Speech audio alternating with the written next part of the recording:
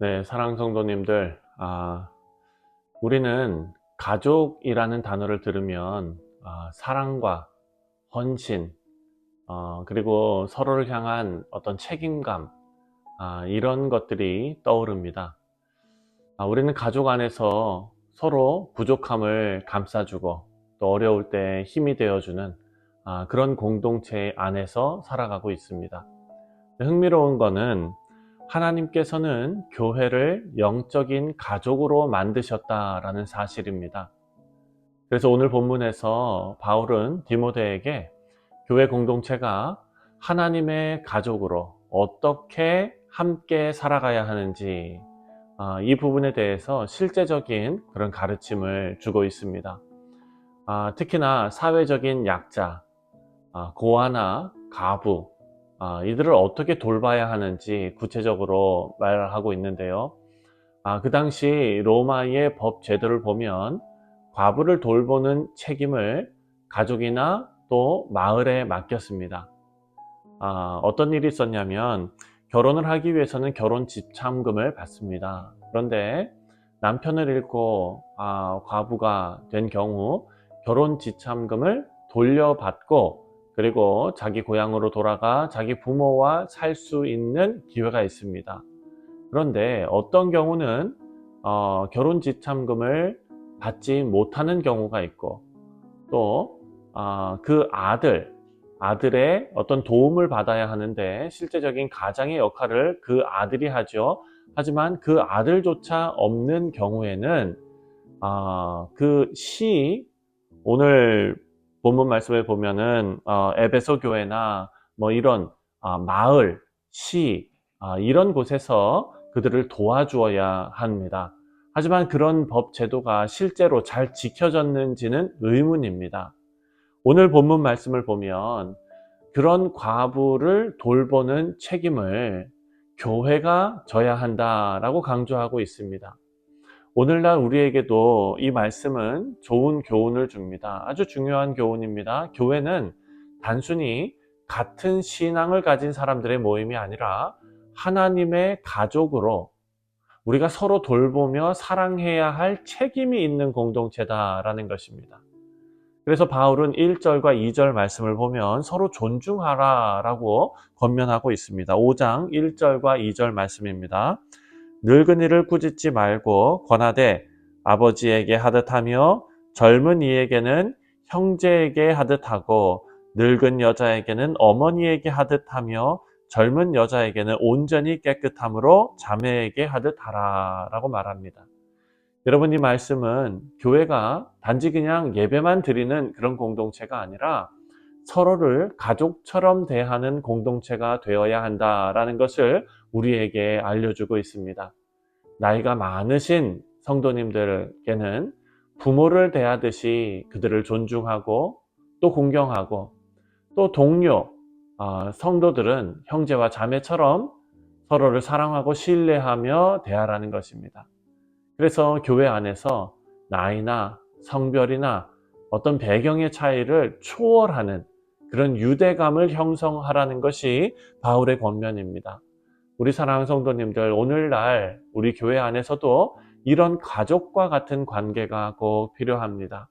이것이 바로 하나님께서 우리에게 기대하시는 교회의 모습인 줄 믿습니다. 자, 3절 말씀을 보면 참 과부인 과부를 존대하라 라고 말합니다. 당시 사회에서는 과부를 약자라고 여겼습니다. 아까도 말씀드렸지만 로마의 법에 따르면 과부가 지참금을 돌려받아서 그 부모에게로 돌아가거나 혹은 아들이 있으면 아들이 그를 돌봐야 합니다. 하지만 현실적으로 이런 법이 제대로 지켜지지 않아서 많은 과부들이 아무런 보호를 받지 못하는 그런 어려운 상황에 처하곤 했습니다. 그래서 5절에 나오는 참 과부라는 말은 홀로 있어서 하나님께 소망을 두고 밤낮 간구와 기도를 행하는 자라고 우리가 정의할 수가 있습니다. 어떠한 도움도 받지 못하는 그런 사람이죠. 교회가 이런 과부를 존중하고 돌보는 책임을 져야 한다라는 것입니다. 하지만 바울은 동시에 과부들 중에서도 스스로 책임질 수 있는 사람들에게는 교회보다도 그 가족이 먼저 돌봐야 한다라고 말하고 있습니다. 8절 말씀을 보면 8절에 누구든지 자기 친족, 특히 자기 가족을 돌보지 아니하면 믿음을 배반한 자요 불신자보다 더 악하니라 라고 말합니다. 여기서 바울이 강조하는 것은 교회가 어떤 구제기관처럼 역할을 해야 한다라는 것이 아니라 하나님께서 주신 가족의 책임을 회복시키는 그런 말씀입니다. 여러분, 오늘날 우리에게도 이 말씀은 큰 도전이 되죠. 교회는 사회적 약자나 어떤 고통받는 이들을 돌보는 영적인 가족의 역할을 담당해야 합니다. 하지만 교회의 본질적인 그런 어떤 목적이 구제 사역에만 있는 것은 아니다라는 것을 우리는 꼭 깨달아야 합니다. 우리가 진정 하나님의 가족이라면 서로의 필요를 돌아보고 물질적으로든 영적으로든 서로를 지원하고 아끼는 일을 기꺼이 해야 합니다. 자, 바울은 이어서 9절 말씀을 보면은요, 교회의 과부, 명부의 이름을 올릴 자격에 대해서 설명하는데요. 9절을 보면 과부로 명부에 올릴 자는 나이가 60이 덜 되지 아니하고 한 남편의 아내였던 자로서 라고 말합니다. 그는 과부가 단순히 도움을 받을 대상이 아니라 교회를 섬기는 일에 헌신하는 사람이어야 한다라고 강조합니다. 과부로서 경건한 삶은 남편과 자녀를 잘 양육하고 선한 행실로 사람들을 섬기는 데서 드러납니다. 10절을 보면 선한 행실의 증거가 있어서 혹은 자녀를 양육하며 혹 그 나그네 대접하며 혹은 성도들의 발을 씻으며 혹은 환난 당한 자들을 구제하며 혹은 모든 선한 일을 행한 자라야 할지니라.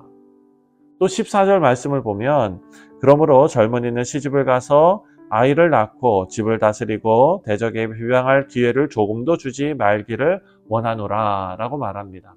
과부들에게 다시 결혼하여 가정을 이루고 경건하게 살아갈 것을 권면하는 말씀입니다. 자, 이 교회가 모든 과부를 동일하게 대하기보다는 그들의 상황에 맞게, 그 상황에 맞게 도울 수 있도록 지도하고 있습니다.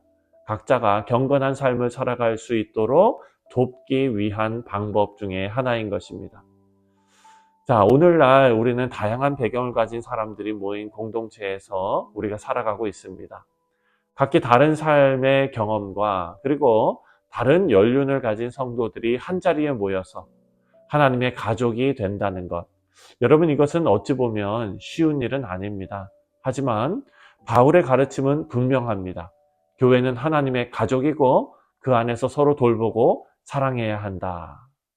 자, 우리는 단순히 서로를 형제자매라고 부릅니다. 그런데 거기에 그치지 말고 실제적인 사랑과 돌봄이 있어야 하는데요. 오늘 본문 말씀을 보니까 나이가 많은 성도들에게 존경하고 경의를 표하는 것, 그들의 경험에서부터 우리가 서로 배울 수 있다는 것입니다.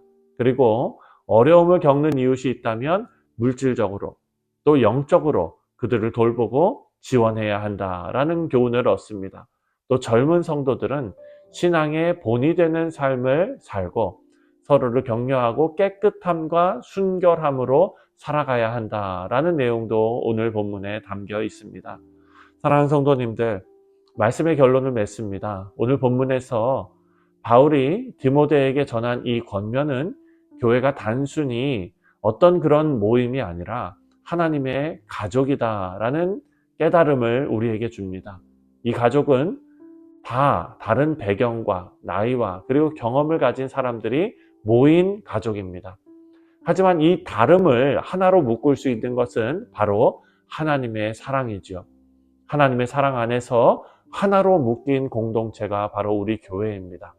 우리 교회가 이런 하나님의 가족으로 성장하기 위해서 우리가 서로 존중하고 약자를 돌보고 책임과 섬김의 본을 보이는 그런 성숙한 교회가 되시기를 주님의 이름으로 축원드립니다. 이것이 바로 하나님께서 우리를 부르신 이유입니다. 세상이 우리 공동체를 통해서 하나님의 사랑을 경험하게 되는 것입니다. 우리 모두가 하나님의 가족으로서 삶을 실제적으로 살아가시는, 그리고 교회 안에서 우리의 삶 속에서 가족과 같은 사랑의 돌봄의 증거가 나타나시기를 주님의 이름으로 다시 한번 축원드립니다. 기도하겠습니다.